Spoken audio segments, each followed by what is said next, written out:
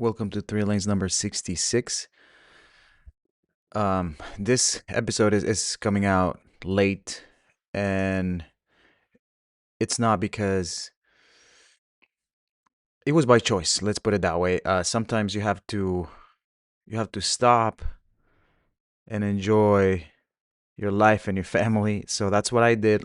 The time that I was supposed to record this, or when I usually do, I just relaxed and hung out with my family and my wife, and that was it.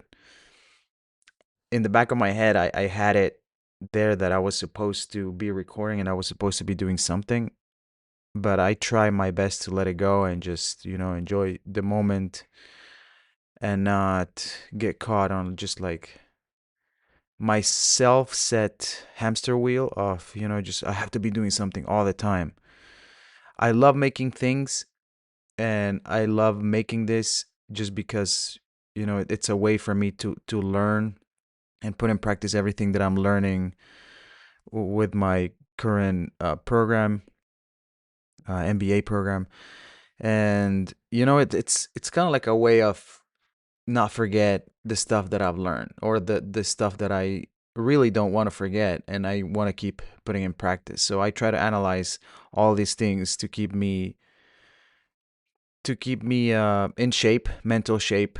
I like working out, so you keep your body in shape, but you have to keep your mind in shape and you have to exercise your critical thinking sometimes or all the time. You should. That's something that has been lost, I believe, in people mainly because of all the technology that we have around. It's so easy to get information and be fed the information instead of us thinking about the information that we encounter. So I try to dig this information and put it in a format that it's easy to digest, it's easy to understand, and it's factual, and it's not something where I try to put my opinion, but more so trying just to provide the information as I found it or analyzed it. I'm not claiming to be 100% accurate. That's my goal, but that is what it is. Hopefully you get something out of it. And without further rambling and getting too deep into the situation, this is the Volkswagen Touareg uh, episode and a little background of the Touareg. The Touareg, the Touareg is an interesting car, and if you're not familiar with it, it was the very first SUV from Volkswagen, and it is also kind of like the platform that started the SUVs for Porsche, and it helped a little bit also Audi to develop their own SUVs. But the Touareg, I'm getting stuck. The Touareg roots, they trace to Volkswagen itself, not to Porsche, like we're mentioning, and this back to the early 1990s. And Porsche was getting very, very close to collapse, and they were also reporting 240 million Deutschmarks on in losses in 1992. And they explored a performance minivan, but they ended up going for the SUV instead because they recognized this is the next big segment coming up, and they were correct. But this wave is what has helped Porsche stay basically relevant today because that's what they sell the most. And people say, oh, sports car brands should not be making SUVs, but that's what they sell, and that's how they're able to provide you your sports car. So be thankful for the SUV. I think I've said this before, by the way, so I'm repeating it. Porsche still is was an independent company at the time, and they approached Volkswagen for a cost-sharing joint venture. And internally, the code name was E1 and later designated PL71 The PL71 is the platform that where all these SUVs are derived from or built on. And it was developed by a team of over 300 engineers at Porsche's Weissach facility under the leadership of Klaus Gerard Wolpert. The goal was to create an off-road vehicle that could handle like sports cars. So the engineers developed a very, very novel unibody with an integral frame structure. And it was kind of like a compromise between something rigid of a unibody and the durability of a body on frame construction. So the platform ultimately gave inception to three vehicles: the Volkswagen Touareg, the Cayenne, and the Audi Q7 a little later. And as of the third generation, the Touareg shares its MLB Evo platform with the Audi Q8, the Bentley Bentayga, and the Lamborghini Urus. So there you have it. You know, it's not the Touareg was a very, very big, significant car for everything coming from the Volkswagen Group. The vehicle's name, Touareg, comes from Tuareg people, which is nomadic uh, inhabitants of the Sahara Desert. So Volkswagen stated that in the launch press, that in the press release, that Touareg means free folk, and that the people embody the ideal of man's ability to triumph over the obstacle of a harsh land. The concept was first previewed in the AAC pickup SUV design study at the Detroit Auto Show in January of 2000. Man, I'm getting stuck to that. Maybe because it's the time that I'm recording. I don't know, man. But okay, so we have the purpose of the lineup. Volkswagen launched the Touareg in the fall of 2002 alongside with the Phaeton, which was a luxury sedan. More on this one later, by the way, just an FYI. And it was a two-pronged push to get into the premium segment for Volkswagen. And it was a very big gamble, at least to me, because Volkswagen, as we know it, is the people's car. That's the little translation of Volkswagen, right? So this was a gamble to push into the higher margin luxury bracket of the car market. And the Touareg served different strategic functions. It was supposed to be a brand elevation. It was Volkswagen's first ever SUV, and it showed premium competence alongside with the Phaeton, which was also a very premium sedan. It was also a halo product. There were a lot of technologies that were debuted in the Touareg. You have air suspension, driver assist, hybrid powertrains, so many engines that this car had that we're gonna touch on later. But yeah, it was the halo product. Platform economics. You had a sharing development costs with Porsche, with the Cayenne, and Audi with the Q7, and made the premium engineering financially viable just by sharing the cost with these other two brands. There was a full range ambition. The Touareg enabled Volkswagen to claim the status as a full range provider, meaning they had small cars from, let's say, the Polo all the way to SUVs like the Touareg, which was not small, by the way. The Touareg had three generations, and in the companion post on the website, you'll be able to see this table. But we have the Gen 1, Gen 2, and Gen 3, obviously. The Gen 1 from 2002 to 2010, Gen 2 from 2010 to 2018, and then Gen 3 2018 to 2026. The units sold peaked in the Gen 2 with 483,000 units. The key engine for this generation was the 3.0 V6 hybrid. Let's see, the Standout feature for the Gen 2 was the first Volkswagen hybrid and 8-speed auto. The platform was the PL71, which evolved from the Gen 1, and it was available in the US from 2011 to 2017. If we go back to Gen 1, the units sold were a little less than Gen 2, 471,000, which is not bad. And the key engine here was the 5.0 V10 TDI. The standout feature was the W12 engine option, extreme off-road. That's crazy.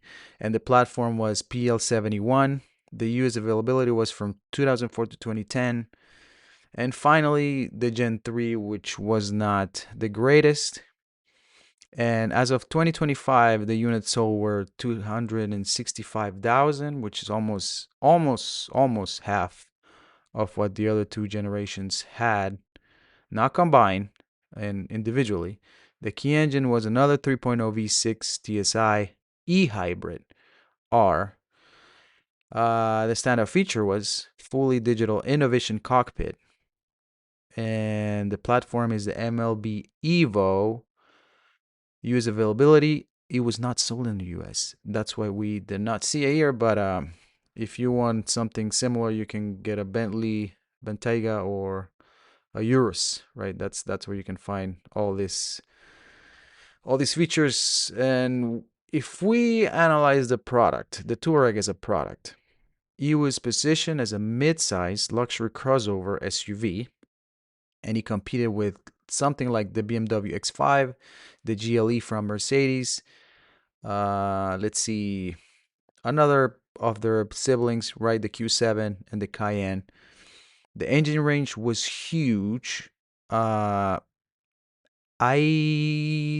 don't think no, I do have all the engines that were featured in the Touareg, and if I am not mistaken, on the first generation you had 5 engines alone. I'm not gonna name all of them, but I will add them on the companion post.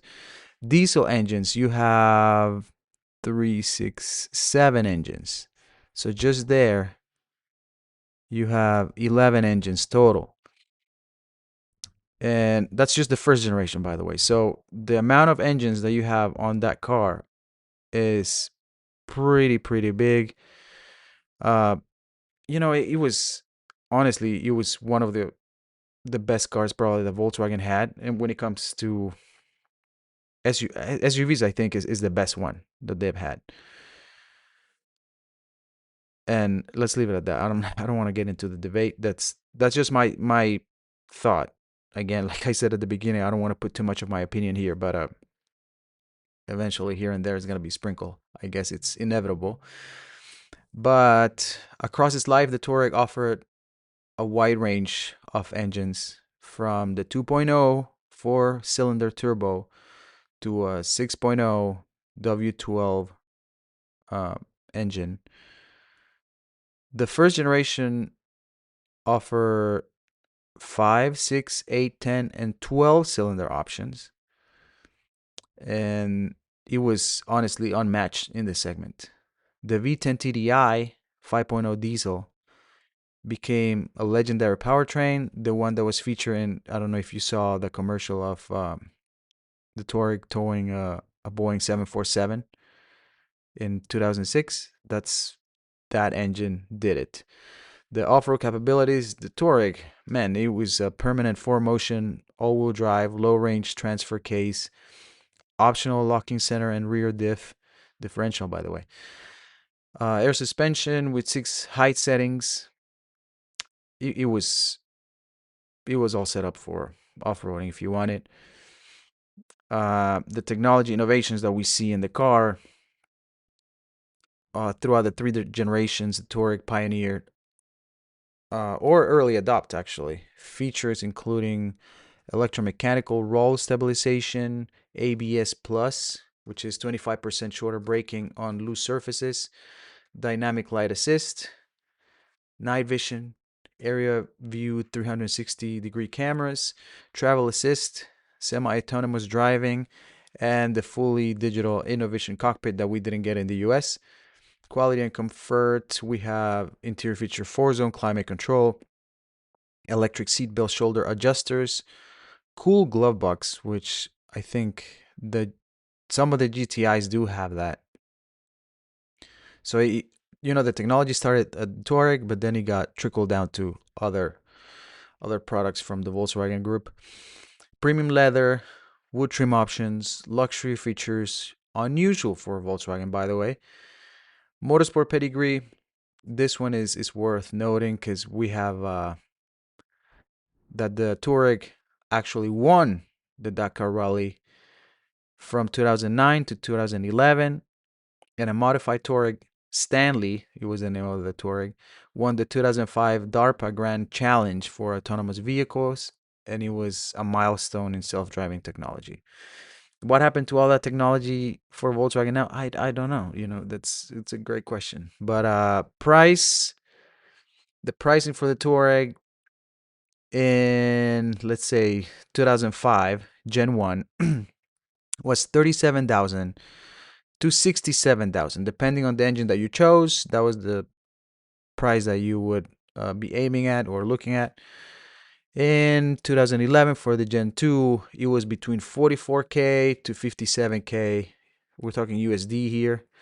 And the final 2017, the final year for the US, was 49,000 to $60,000. In Europe in 2022, we're talking about 60,000 euros to 85,000 euros for the Gen 3. The 2026 final edition, we had 75,000 euros, which is around $87,000 nowadays. So basically the Touareg was below in pricing for the BMW X5 and the GLE from Mercedes in many markets. In Australia, for example, the Touareg launched edition listed at 89,900 Australian dollars versus 112 for the BMW X5.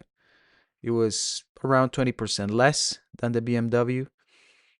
But the problem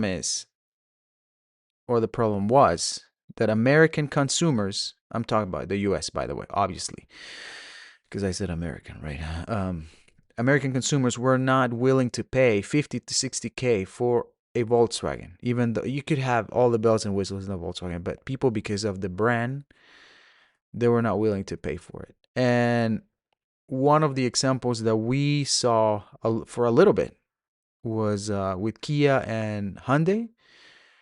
Kia and Hyundai started to redesign their products, and it has taken them maybe 10 years to finally make it. So Volkswagen, it took, let's see, 2000, 2005 to 2017. Yeah, it was quite some time. Maybe, I don't know, maybe the connotation, maybe Dieselgate, all those things that Volkswagen has been part of damaged the reputation of the brand, and maybe that's why they were not able to pull what Hyundai and Kia have done. But yeah, the American consumer were not willing to pay that much for Volkswagen. That's why we got it discontinued earlier than the rest of the world. The W12 version originally sold for around 52,000 euros in Europe, obviously. That's about 76,000 USD adjusted for inflation. But the US market value has really, really depreciated. Some of the examples that I have found for a Touareg, it's around 12,325 USD as of early 2026. Now, if we move to place or distribution, manufacturing, all the three generations have been built at the Bratislava plant in Slovakia, alongside with the Q7. The global distribution and a peak availability, the Touareg was sold in 39 countries across Europe, Asia, Middle East, South America, Africa. Some of the key markets were Germany, China, United States, and Australia. Middle East, South Africa, Russia, and obviously sales, as you may know, um, as all the car sales nowadays involve dealerships globally, with the Touareg typically occupying the showroom's flagship position. Next, we move to promotion, and Volkswagen use diverse promotional strategies across markets and generations of the Touareg. Capability demonstrations, for example, the 747 example from 2006, the Touareg towing the this airplane was a huge feat. Next one, we have the motorsport tie-ins, right? We talk about the Dakar Rally 2009 to 2011, winning film partnership, the Burn the Born Ultimatum. The car is featured there, so if you want to see it in action, you can see that. You can watch that movie. Let's see. Mm, Market specific content. For example, we have in China, there was a 3-part, 15-minute film, A Journey Beyond, was produced by DDB Guan and directed by Lu Chuan. VW also offer free Touareg hybrid shuttle services between national museums as part of a sponsorship. So, different markets had different strategies for Volkswagen. Another example is the Holy Innocents Day in 2007. This is in Spain, by the way. Volkswagen Spain's website featured a fake Touareg Cabrio convertible. So, as a joke, obviously, but promoting the car. And some of the challenges that the Touareg encountered throughout its life were air suspension failures. This one, well, like anything in a car, right? It's gonna fail. Suspension, you are supposed to change it after 75,000 to 100,000 miles. So when the time came to change the suspension for a Touareg, the replacement cost around or exceeded 2,000 USD. So you can call it expensive, but suspension is not usually cheap. I mean, I guess if you go after market, you can find that you can expect those prices. But in stock suspension, usually it's not that expensive. But I don't know. I think it will be worth it. The timing chain failures, these are somehow common in the Volkswagen group, but in this case, between 2010 and 2012 models, it could cause catastrophic engine damage. The V10 TDI emissions compliance. Obviously, we have the diesel scandal that happened for Volkswagen. They were lying that they were passing emissions, but they were not. So it was a huge deal. We had coolant leaks in the engine valley, a persistent issue across V6 TDI models. These were from 2007 to 2012. And let's see, transition year quality, the 2010 model year. The one bridging Gen 1 and Gen 2 experienced mixed component batches and software inconsistencies. So yeah, that's those are some of the issues that or hurdles that the, specifically for the Touareg. There was also some brand perception mismatch that might have played against Volkswagen on this one, or the Touareg, better said. And throughout the Touareg's life, they were trying to convince consumers to pay luxury level prices for a car wearing a mainstream badge, which is Volkswagen. And some of the industry commentary frequently noted that many buyers prefer spending similar money on a BMW, Mercedes, or even the Touareg's cousin, the Q7. So, in that sense, the Touareg had a rough time. And maybe if we're comparing against Audi and Hyundai, or, go back to that example, we don't have the same problem with those brands because Kia's Kia, Hyundai's Hyundai, we don't have 3 different brands within the same group, and they're not trying to compete with the same segment. There might be a small overlap between them, but it's not as extreme as in Volkswagen. So we get to the discontinuation in 2007 for the US market, and Volkswagen discontinued the Touareg in the US after 2017. And this was because of different reasons. For example, declining sales. As we noted before, US sales fell from a peak of 18,000 in 2005 to just 3,545 in 2017. Volkswagen hadn't sold more than 1,000 Touaregs in a single US month since December 2012. There's the Atlas replacement. The 2018 Atlas, or Terramont in other markets, was designed specifically for the US market, larger three-row seating, and starting around 30K, and it was around 20K less than the Touareg. Aim for all the families that have a bunch of kids that reject the idea of having a minivan, even though a minivan is better suited for families and is easier to haul your kids in. But people don't like the vans, whatever.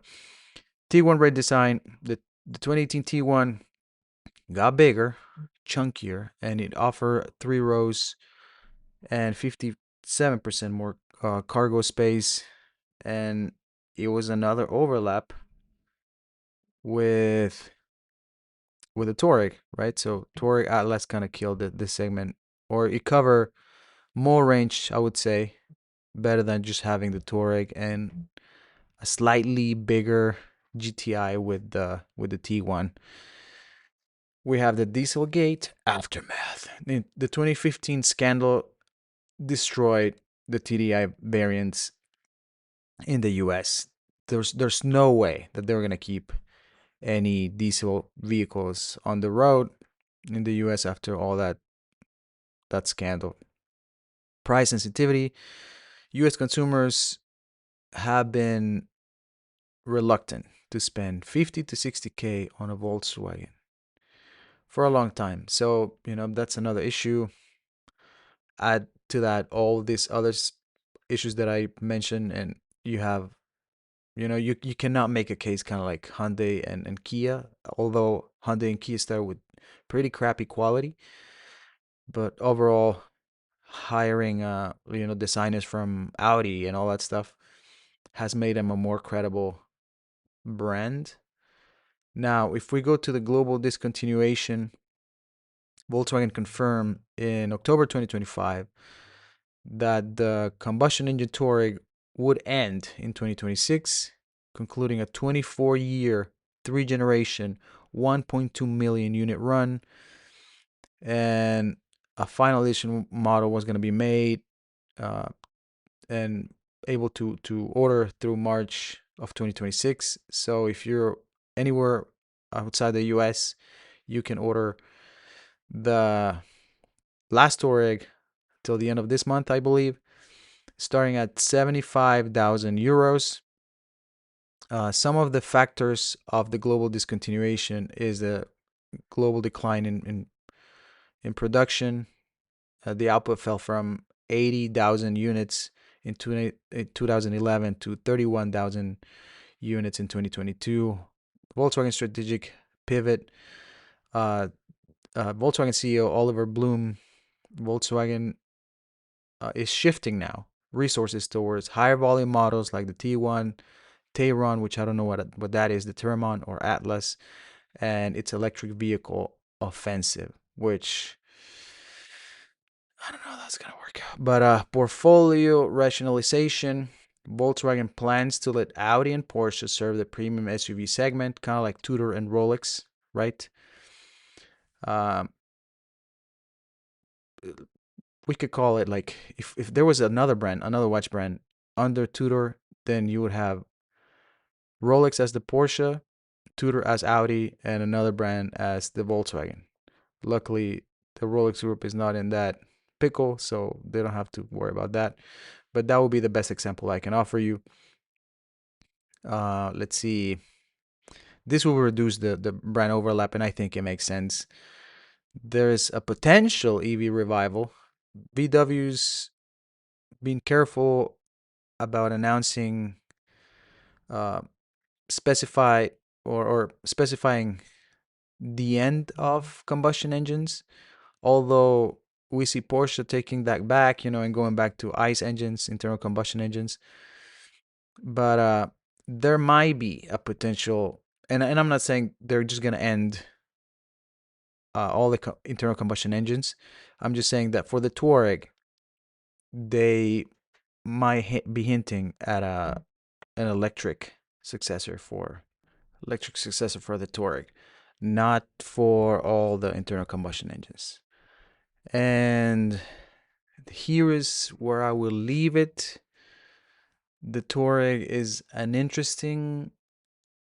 uh, an interesting example of a vehicle developed by Volkswagen, and it's kind of like a counter position of what they did with the Beetle initially, or the Golf initially. It was not the people's car anymore. It was trying to go upscale again, and it's not that it didn't work, because it worked, but it not specifically or directly for Volkswagen. It helped them develop different things for, let's say, Porsche or Audi, right?